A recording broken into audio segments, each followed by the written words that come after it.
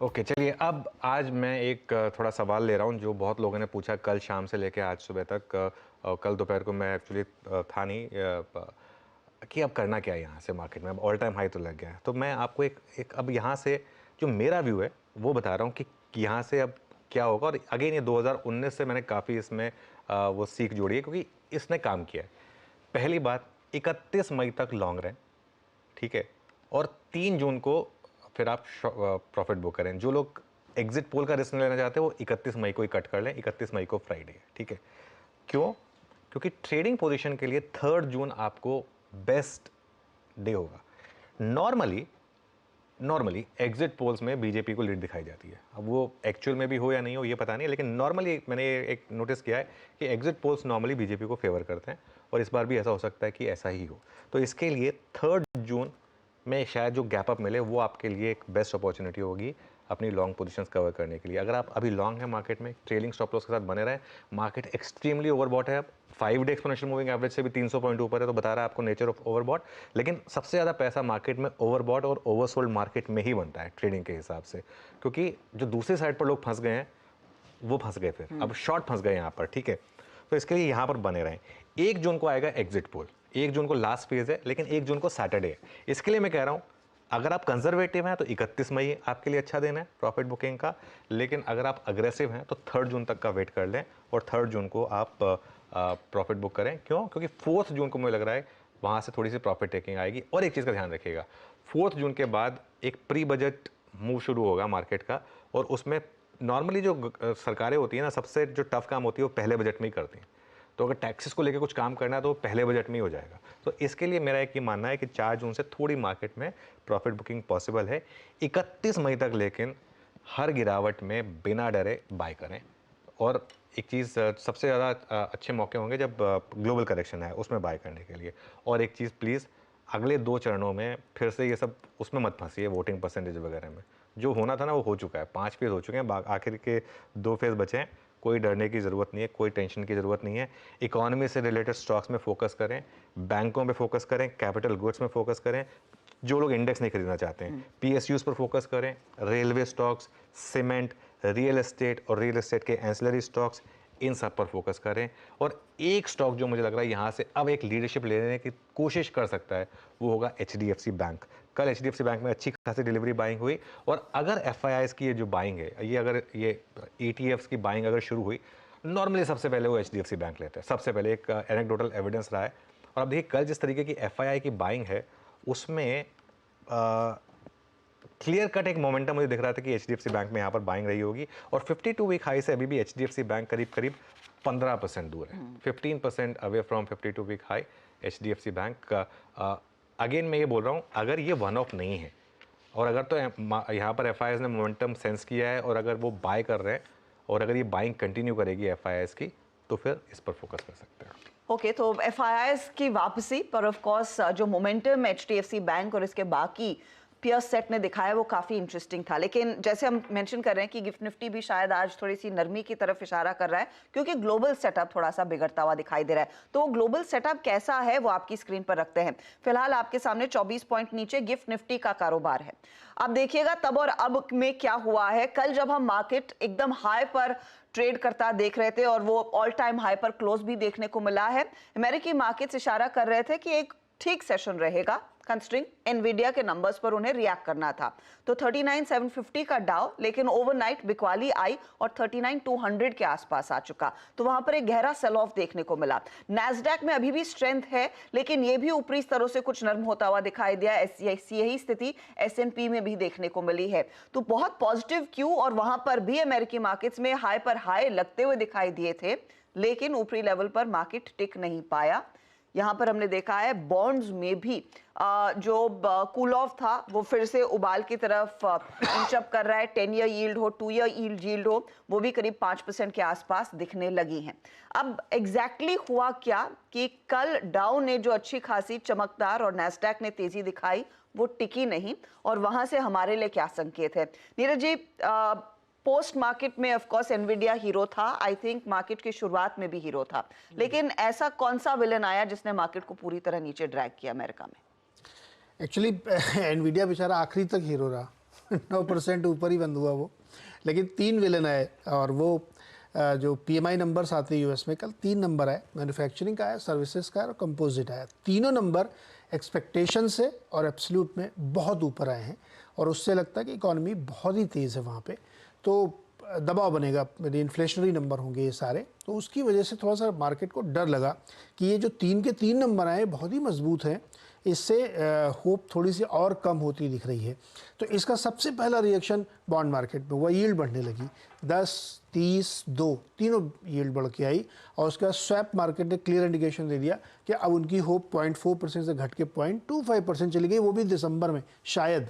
तो जब ये होप डिमिन हुई और इस बीच जेमी डायमंड का ये भी बयान आया कि स्टैगफ्लेशन और बहुत हार्ड लैंडिंग हो सकती है इकोनॉमी में, तो मार्केट में बिकवाली शुरू हुई और फिर वो बिकवाली काफ़ी बढ़ती गई।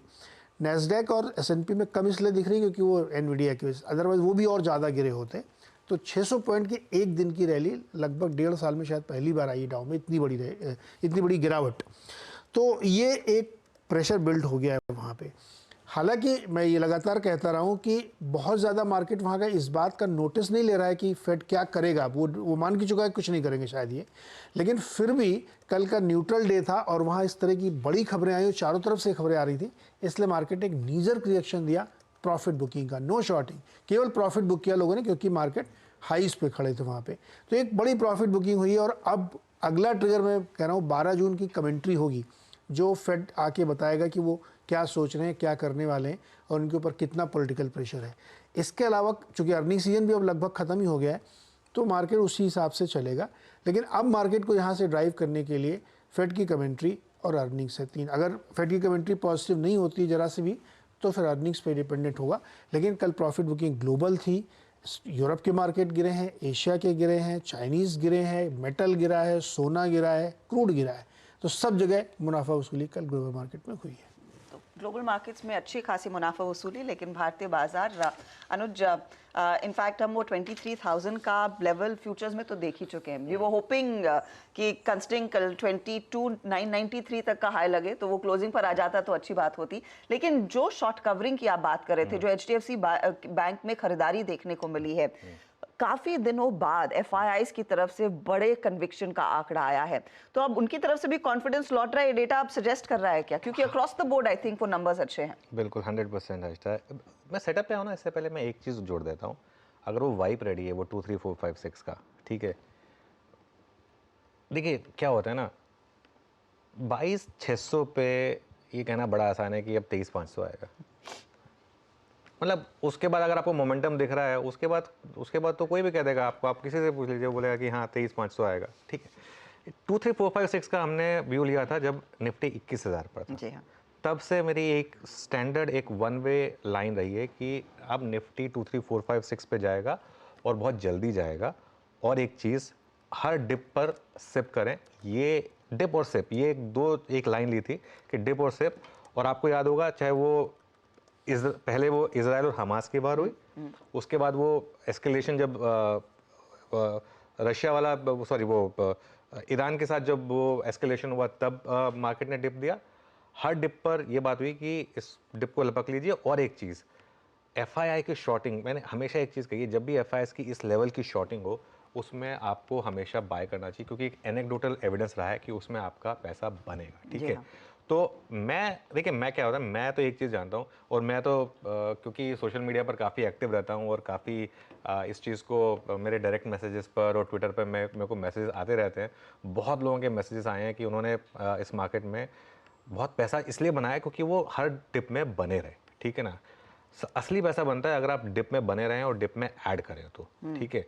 इसके लिए मैं कह रहा हूँ, फिर अब क्या है ना, अब आज कहना बड़ा आसान है कि वो आ जाएगा 2, 3, 4, 5 से, बचा क्या है इसमें, मतलब 500 पॉइंट बचे हैं वो, उसमें मतलब अब बहुत आसान है। लेकिन उस समय इस चीज़ का, इस व्यू को लेना मेरे ख्याल से ये मैं एक मानूंगा कि रिटेल के लिए एक अच्छी चीज़ रही है। अब सेटअप पे आइए आप, कल डीआईएस को बाय करने की ज़रूरत नहीं पड़ी। क्यों? क्योंकि एफआईआईज ने इतना सारा बाय कर लिया। कल एफआईआईज ने 4670 करोड़ बाय किया। अच्छा, जो लोग पूछते ना कि एफआई बाइंग और डीआई बाइंग में इतना फ़र्क क्या आता है, जब एफआईआईज बाय करते हैं ना, वो इनडिस्क्रिमिनेट बाइंग होती है उनकी। वो बाय करते हैं, जैसे 4% भी ऊपर है ना, बाय कर लो। हमारे जो डीआईआईज हैं वो जब बाय करते हैं वो अपने प्राइस पे बाय करते हैं, ये फ़र्क होता है। एफआईआईज प्योरली ट्रेडर होते हैं, DIIs प्योरली वैल्यू इन्वेस्टर होते हैं। ये एक फ़र्क होता है थोड़ा सा। इसके लिए जब FIIs की बाइंग या सेलिंग आती है ना, तो एक बार के लिए मार्केट में इंडेक्स लेवल पे इस तरीके के मूव्स आते हैं। कल इंडेक्स पे जो इतना बड़ा मूव आया वो क्योंकि FIIs की इस तरीके की बाइंग आई। लेकिन ज़्यादा ज़रूरी जो आंकड़ा है ना, वो अगली प्लेट में दिखाई देगा आपको। 7,200 करोड़ की बाइंग हुई है इंडेक्स फ्यूचर्स में और 9,500 करोड़ की बाइंग हुई है स्टॉक फ्यूचर्स में। और विद इन दैट जो इस तरीके की शॉर्ट कवरिंग है, with in that bank Nifty में 1320 करोड़ की बाइंग हुई है और निफ्टी में करीब करीब 5.25 करोड़ की 1000 करोड़ की बाइंग हुई है। तो निफ्टी में ज़्यादा शॉर्ट कवरिंग हुई है। ये एक और रीज़न मुझे लगता है कि बैंक निफ्टी में अब बाकी की शॉर्ट कवरिंग हो सकती है। और ट्रेंड देखिए आप FIIs का, लगातार अब शॉर्ट कवरिंग स्टार्ट हो गई है, शॉर्ट्स फंसे हैं बुरी तरीके से। अच्छा एक चीज़ है, मेरे को लग रहा है इस बार के बाद ना FI शायद उस लेवल की शॉर्टिंग ना करे मार्केट में, क्योंकि जिस तरीके से उनको झटका लगाया ना शॉर्टिंग में, वो अकल आ गई होगी उनको। कल देखिए क्या हुआ, 86,000 लॉन्ग ऐड हुए हैं आज तक और 35,000 शॉर्ट कट हुए हैं। मैं एक दिन में इस लेवल की शॉर्ट कवरिंग नहीं देखी है। एक दिन में 1,20,000 शॉर्ट नेट कम होना अगली प्लेट में आपको दिखाई देगा। हमने शुरुआत की थी 2.5 लाख की शॉर्ट पोजीशनिंग के साथ। 17 मई को हम 2.5 लाख शॉर्ट पोजीशंस पर थे, 28%। अब हम रह गए 98,000 शॉर्ट पोजीशंस पर, 42%। एक चीज मैं आपको और बता देता हूं, ये जो आंकड़ा है ना, अब ये कन्वर्ट होगा लॉन्ग में। जब भी इस तरीके की शॉर्टिंग शुरू होती है, एक्सट्रीम पेन जब शुरू होती है, अगर आपने बैंडेड लगा रखी होती है ना, उसमें अगर आप उसके बैंडेड, उसके बाद जब आप उसको खींचते हैं, वो एक स्टेज आती है जिसमें आप कहते हैं उसको खींच दो एक बार, सिंपल, ठीक है ना, वो उसको पुल करता है। तो ये जो है ना, ये बैंडेड पुल होगी अब। और अब ये जो है ना, ये नेट शॉर्टिंग जो है, ये नेट लॉन्ग में कन्वर्ट होगी। ये जो 98,000 नेट शॉर्ट दिख रहे हैं ना आपको, चलिए मैं अभी आपको बता देता हूँ, एक्सपायरी वाले दिन तक ये 98,000 शॉर्ट 98,000 लॉन्ग में अगर कन्वर्ट हो जाएंगे तो मुझे बिल्कुल हैरानी नहीं होगी। तो आप सोचिए अभी और किस लेवल की बाइंग मार्केट में बाकी है। एनालिसिस ये होता है, इस चीज़ों का एनालिसिस करिए मार्केट में, ठीक है ना।